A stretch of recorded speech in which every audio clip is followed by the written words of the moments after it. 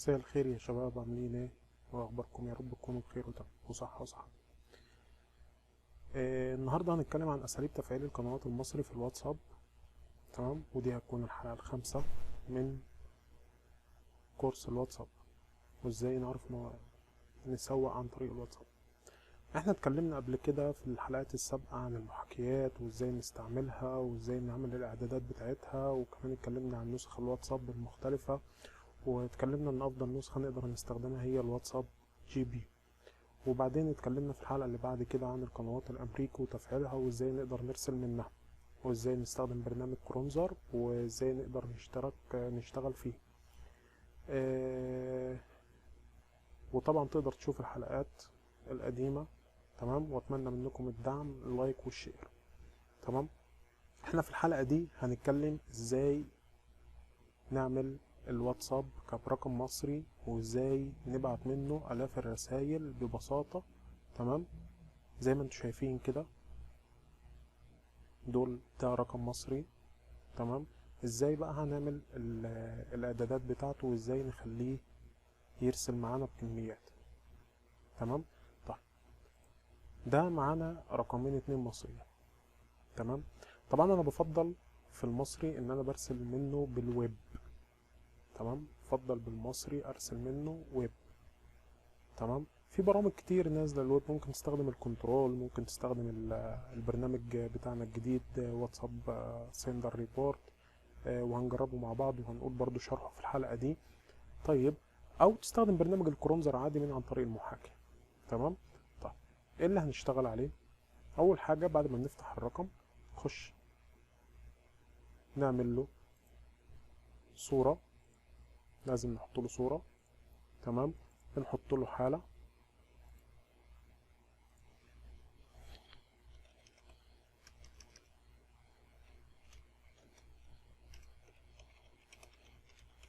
اي حالة. تمام، كذا برضو في الرقم التاني.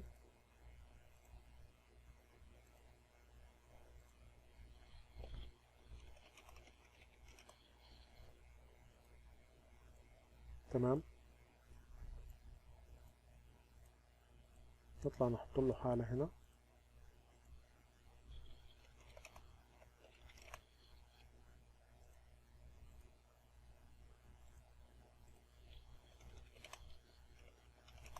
على فكرة دي حاجة اسمها تفعيل سريع، يعني انت كده ممكن ترسل. يعني انا ارسلت كده بالقناة بالبرنامج الواتساب سندر، وارسلت معايا 155 بس كده، ما عملتش اكتر من اللي انتوا شفتوه ده. تمام، طيب هنكمل. هنعمل ايه بقى؟ هنكتب بقى الارقام بتاعتنا دي ونبدأ نضيفها عند بعض. يعني هنضيف الرقم ده والرقم ده عند بعض. هنضيفهم طبعا زي ما انا وريتكم في برنامج كرونزر في الحلقة بتاعة الامريكي. تمام، وهنسجل معاهم رقم قديم. هنعمل كده تكست. تمام، الرقم الاولاني ده بلس 2 0102228671145. والرقم التاني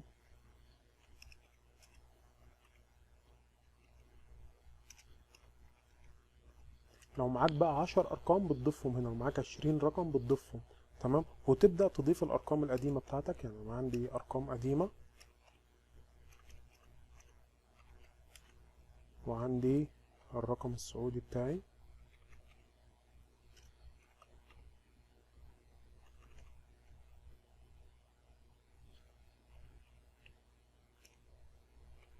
تمام، اي ارقام قديمة يفضل ان انت تضيفها. تمام، هنعمل بيهم ايه الارقام دي؟ هنسيفها عندك على التليفون. تسيف دول عندك على التليفون، وتبدأ دي القناة دي الأولى تكلم القناة التانية، وتكلم الأرقام اللي موجودة هنا كلها. يعني أنا مثلا عندي هنا 10 أرقام، يبقى القناة الأولى هتكلم ال10 أرقام، والقناة التانية هتكلم ال10 أرقام، والقناة التالتة تكلم ال10 أرقام، والقناة الرابعة تكلم ال10 أرقام، وهكذا. حتى القنوات القديمة بتاعتك تكلم ال10 أرقام اللي موجودين هنا.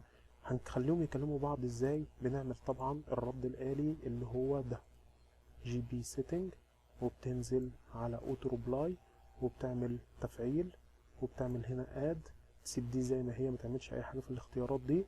وهنا بتنزل على شوت بي سنت هنا وتكتب اي رسالة. هلا بالغالي مثلا، تمام. وبتنزل هنا تعمل الديلي ان سكند دي بتعملها 7، تمام. وبتعمل هنا زي ما هو كله اد. هتيجي برضو على الرقم التاني، وفي كل الارقام حتى الارقام الشخصية بتاعتك تكون موجودة على واتساب بلس او واتساب جي بي. انا حاطط لنفسي انا الواتساب بتاعتي موجودة على واتساب بلس او واتساب جي بي، الواتساب بتاعتي الخاصة، تمام. لان انا بفضل البرنامج ده، بشتغل عليه من زمان جدا، تمام.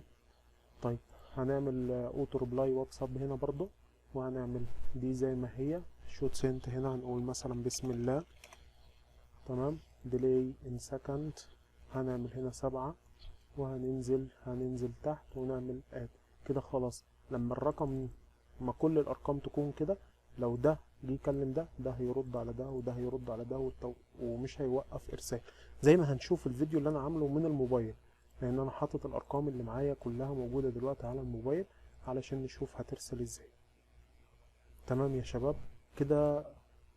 ايه تاني هنعمله في وسط الارسال وفي وسط الرد الآلي ده؟ انت لازم من الارقام القديمة اللي هم اللي انا حطيتهم الاتنين دول، بترسل صور، فيديوهات، شير لوكيشن، بترسل شير كونتاكت، بترسل فايلات، بترسل اي حاجة غريبة، بترسل فيديوهات، فيديوهات منوعة مش مرة واحدة بقى فيديو، بترسل فيديوهات منوعة، صور منوعة، شير لوكيشن لكذا حاجة عندك، شير كونتاكت لكذا حاجة عندك، زي ما هنشوف الفيديو اللي من الموبايل. قد ايه بقى رسايل؟ يعني نرسل قد ايه في وسط ارسالك بالرد الآلي؟ الرد الآلي تسيبه شغال زي ما هو، تمام. في وسط الارسال بترسل الصور والحاجات دي لا يقل عن 100 صورة من 100 فيديو وكده. طب كل عدد الرسائل بتاعتنا قد ايه اللي نسيبها؟ احنا بنعملها من 3000، تمام. ده عشان الناس اللي بتتكلم على الانترنت في مصر ومعرفش ايه وكده.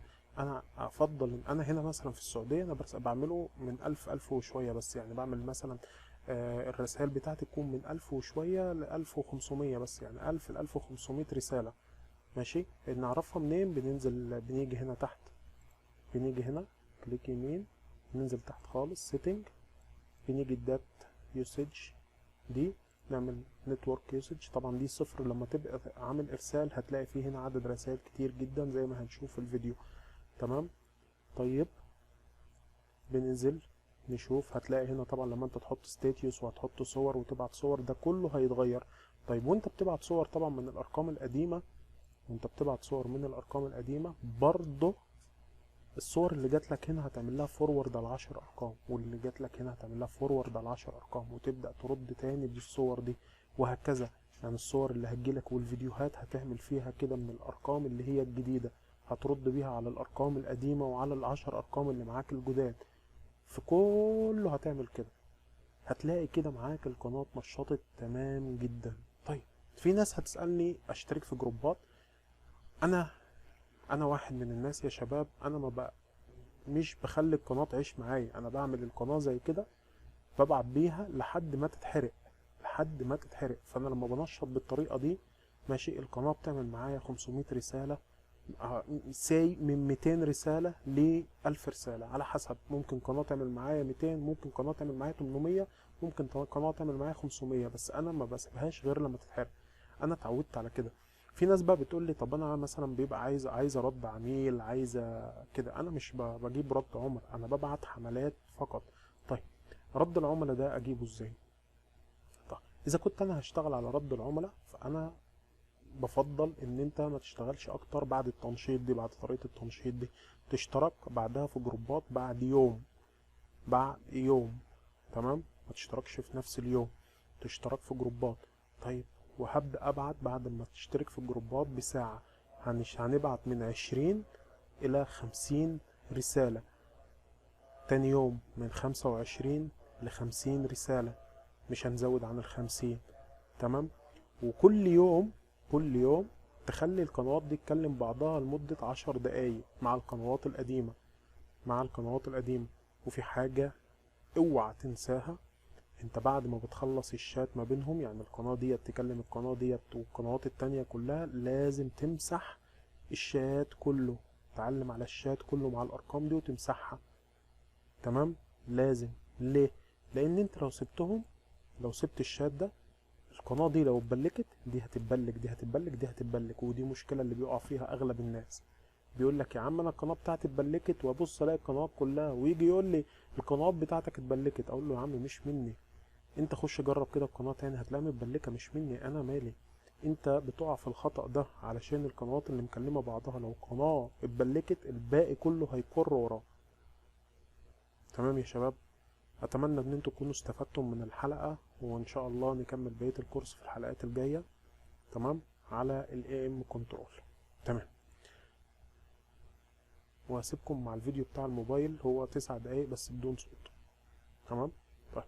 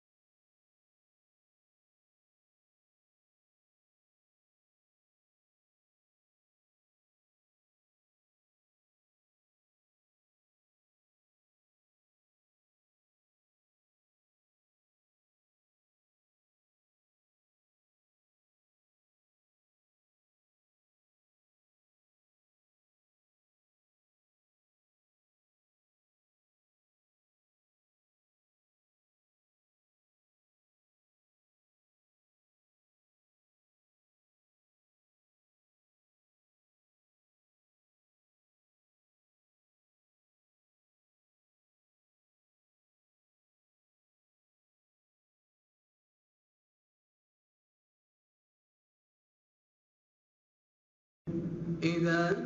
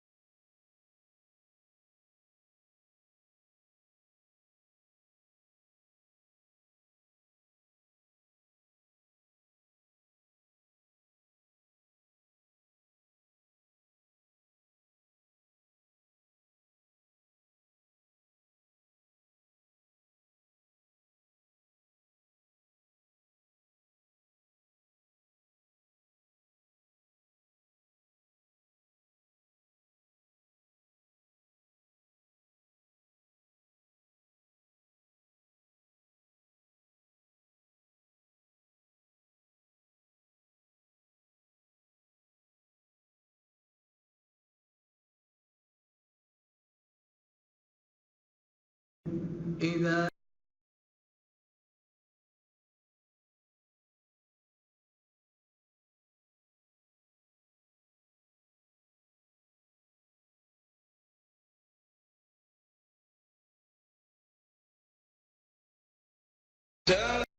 ألف إذا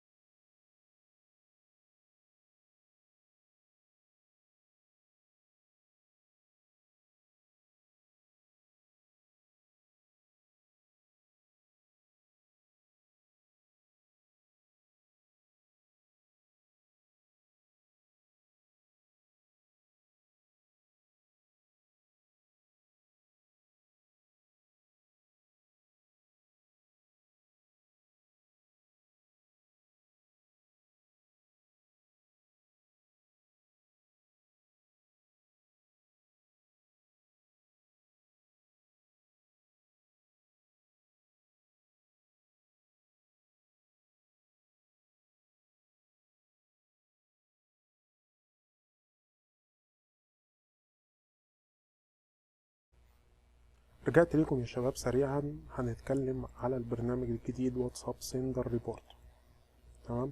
في ناس كتير كلمتني قالت لي موجود وببلاش ومعرفش ايه. طيب البرنامج ده شغال معايا تمام بدون، يعني حتى لو انت مشغل الانتي فيروس مش هيقرا معايا حاجه. بصوا شوفوا، اول ما بتفتح البرنامج بيفتح معاك صفحه الويب مباشره. تمام. هقرا لكم.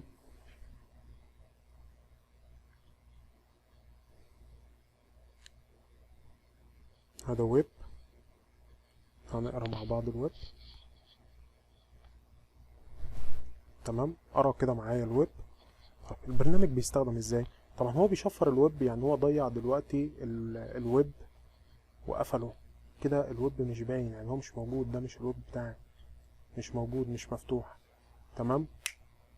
طيب الاعدادات بتاعته، في هنا اعدادات وفي هنا اعدادات، هي نفس الاعدادات. يعني لو اتكينا هنا لو عايزين نعمل ديت، يعني الكوبي بيست بتاع المسج بياخد وقت قد ايه، ديلي في السكند قد ايه. انت شوف انت عايز قد ايه، عايز 20، عايز 30، عايز 100، اللي يريحك.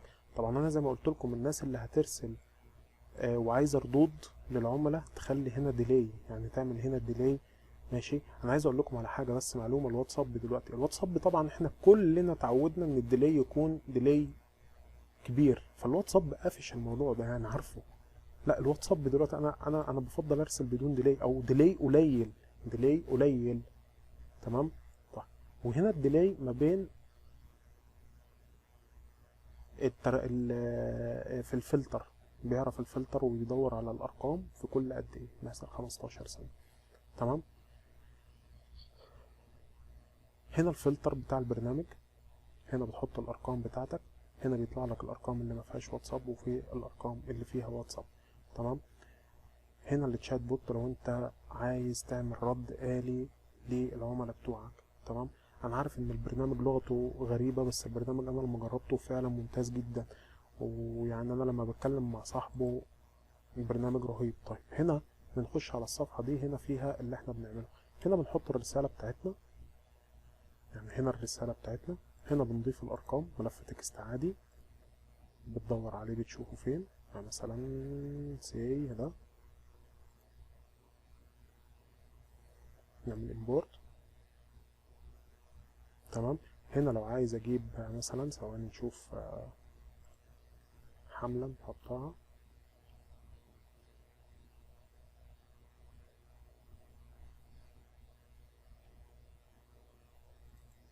اي حملة.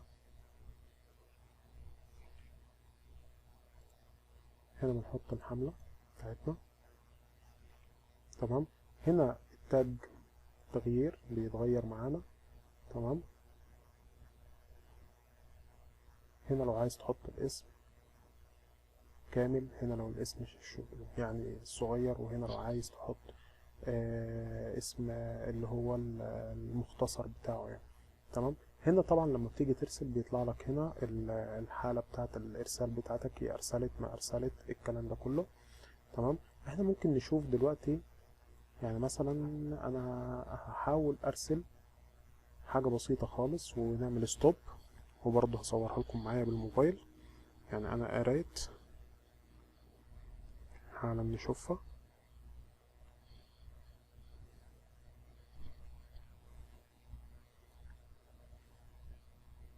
هنعمل مثلا تيست ارسال. شايفين هنا ده الارسال بتاعنا بيبدأ هنا دي سند. تمام. طبعا احنا عاملين نعمل ستوب هاي شور يس، احنا عاملين هنا السيتنج مش عايزين ديلي احنا، يعني انا مش عايز ديلي. نيجي هنا ونعمل تاني ارسال،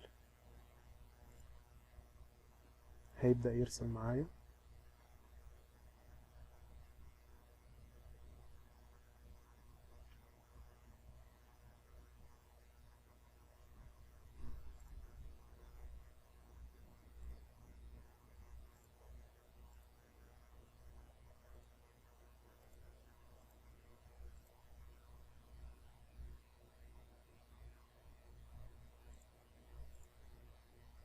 تمام. بدأ يرسل زي ما انتم شايفين يا شباب، وبسرعة معانا.